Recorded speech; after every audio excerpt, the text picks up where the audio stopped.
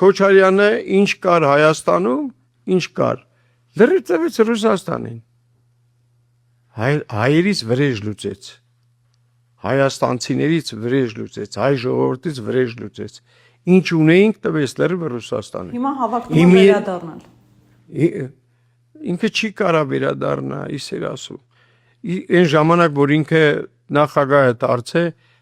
մենք խոմ գիտենք, որ ինքը 15%-ից ավել ցեն չի ունեցել։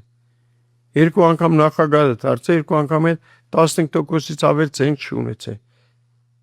14-15։ Հիմա ինքը ոնց կարա բան անի, չի կարա։ Ժողովուրդը Իրանից ուղղակի զզվում է, հələ կնա ժողովուրդի մեջ խոսա, տես ինչ են խոսում ժողովուրդ, ինչ ասում ժողովուրդ։ Էմենես որ հետ դարձի ճանապարհ չում։ Ժողովուրդ ջան, սես մի բան կա։ Ամբողջ հայ ազգը այսօր առաջի օրն է, որ սահմանադրական դատարանը սկսել է դրանց բողոքները նայելը։ Ուրեմն ոչ ոքի, ասենք, մտքով չի անցնում ինչ է լինելու։ Սահմանադրական դատարանի նախագահը ես եմ։ Ասեմ ինչա լինելու։ Գագիկ Ծառուկյանի կուսակցությունը կստանա իրենց են 4-5 մանդատը և դրանով ամեն ինչը կավարտվի։ Ու դրանով այդ բոլոր անդիմությունը այս անգամ էլ խաբեց իրենց ընտրողներին։ Այո, Գագիկ Ծառուկյանը իր 4-5 մանդատը կստանա, որոշումը լինելու այդպես։ Ես օրինակ,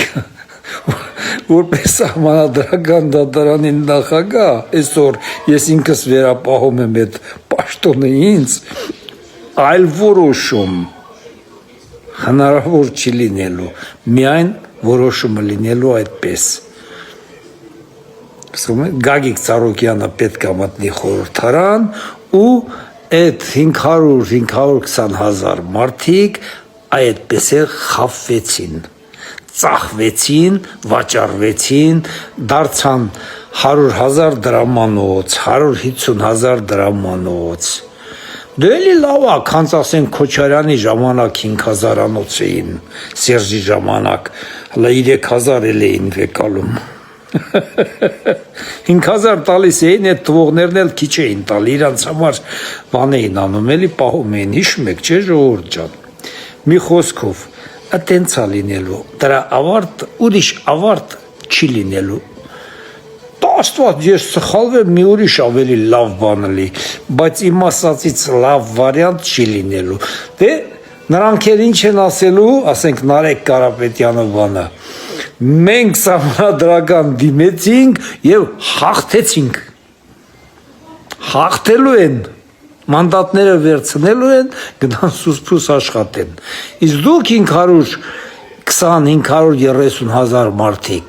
արդեն այդտենց մնալու եք խաբված։ Նրանք էլի ամեն ամիս իրանց միլիոնները ստանալու են, դուք էլի ձեր ծակ տաշտակի կողքն եք լինելու։ Նրանք մեկ էլ արդեն ձեզ 5,000, 10,000 դրամով մեկ-մեկ հանրահավաքների են կանչելու և վերջ։ Ոնց որ անցած 5 տարին է եղել, նույն ձև, ուրիշ ոչ մի բան չի փոխվելու։ Լավ ժողովուրդ ջան, բարի գիշեր ձեզ, սպասենք այդ նորություններին։ Դե ես իմ կարծիքով ուրիշ վարիանտ չի լինելու։ Չեղյալ չեն համարելու ընտրությունները, հնարավոր չի դա, մի խոսքով, ամբողջ աշխարհը շնորհավորել է, վերջ։ Don Pipo, Արտուր Ասատրյան, իր մասին էլ եք ինձ հարց տալի, ասում եք խիչ ես արձագանքում, խիչ ես ոչ մի բան ասում, ինչ ասես ասում է։ Ժողովուրդ, ինքը Արտուրը ես տեղեկություններ ունեմ, որ հա եղել է քրեական ինչ-որ հեղինակ, շատ բան չեմ կարող ասել, մենամ ինձ հետաքրքիր չի ճիշտ ասած։ Իմ կարծիքը սրանում է կայանում, որ ինքը այն ինչ անում է, որ պաշտպանի ինքը իրան։ Ասենք այն քարոզ արշավը, որ ինքը անում է, Ռուսաստանի կողմ ենք, քրիստոնյա, չգիտեմ ինչ, ասենք 1000 ու մի բան է ասում, ինքը անում է ընդամենը իրան, իր շահերը պաշտպանելու համար, որտեղ ինքը ստե ես ինչքան գիտեմ հետախուզության մեջ է, հա, հենց մտավ Հայաստան իրան միանգամից դատել են ու ինքը էլ դուրս չի գալու, շատ բան կա էլի իր վրա։ Դրա համար ինքը ոնց բացատրեմ, пытается выслужиться, ասենք ուզում է Պուտինին выслужиться լինի, իմ կարծիքով, որ Պուտինը թույլ տա ինքը մնա Ռուսաստանում, ասենք աչոկ է հավաքում Ռուսաստան։ Ինչ ասեմ, ես այտենց մարդկանց ինչ ասեմ, ասենք ամեն մի մարդու, որը ինչ-որ մի հատ հելել է, մի բան ասել է, ինչ-որ մի հատ բան արել, որը հետ կապ չունի պետականության հետ, յուրաքանչյուր պետության, դրա մասին հելնեմ արձագանքեմ, կյանքս չի հերիքի, ցավները տանեմ։ Հա, ասենք Լավրովը պետական գործիչ է Ռուսաստանի, ես իր մասին, իր խոսքերին կարամ արտահայտեմ, ինչ-որ մի հատ արձագանք տամ։ Ներկապային Ռոբերտ Քոչարյանը էլի քաղաքական գործով զբաղվում, իր բանը դու ասեք իր կուսակցությունը ուզում է անցնի այս ընտրություններին, էլ իր մասին կարամ արձագանք տամ իր բառերին, որովհետև ինքը ինչ-որ էլի նշանակություն ունի, հա։ Սամվել Կարապետյանը էլի ինչ-որ էական նշանակություն ունի, իր բառերին կարամ արձագանք տամ, Դոնալդ Թրամփը, չգիտեմ, Վենսը, Մակրոնը, շատ պետական աշխատողներ կան, որոնք ունեն կոչում, հա, որոնց խոսքը մի բան արժի, ասենք, էական նշանակություն ունի ներկա իրավիճակին։ Բայց այն մարդը իր աչոկներն է հավաքում, որ ուղղակի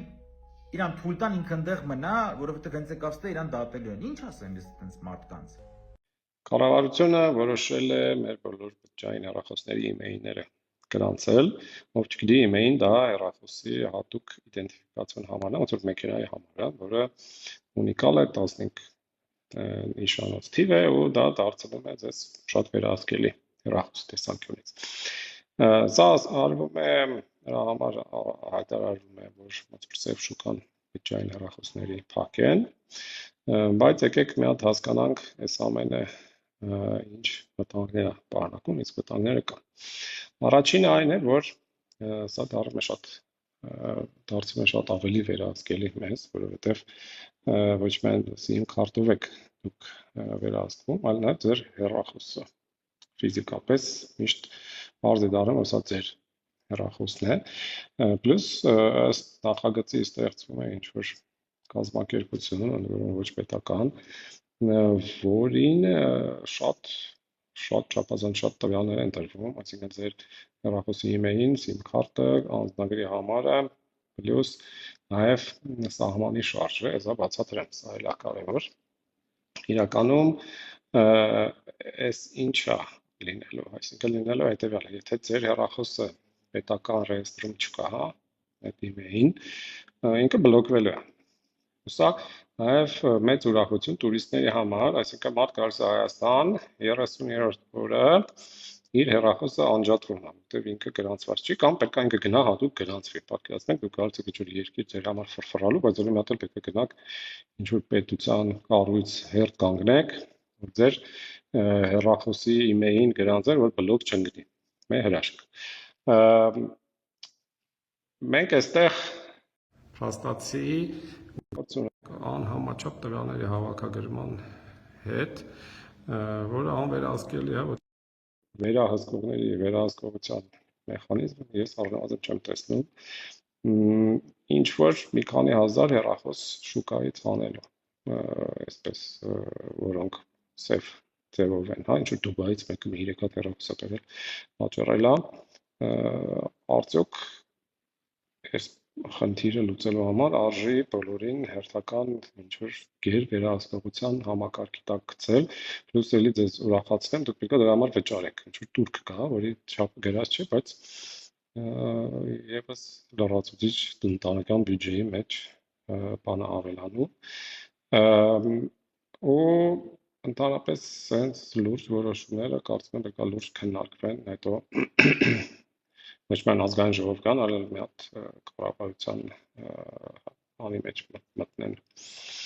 ընդունած փաստաթղթերի։ Ու ասեմ ձեզ, որ խոսքը գրվում թե միջազգային փորձ կա, ես հարց ասեմ, որ երկրներում այս ամեն ինչը կա։ Թուրքիա, Իրան, Լիբանան, Եգիպտոս, Ուզբեկստան, Ղազախստան, Ադրբեջան, Տաջիկստան, Ինդոնեզիա, Պակիստան, Նեպալ, Կամբոջա, Բանգլադեշ, Չիլի, Կոլումբիա, Մեքսիկա։ Այսա միջազգային փորձը, ինչպես տեսնում եք, աշխարհի ամենաժողովրդավարական երկրներն են, իմեիները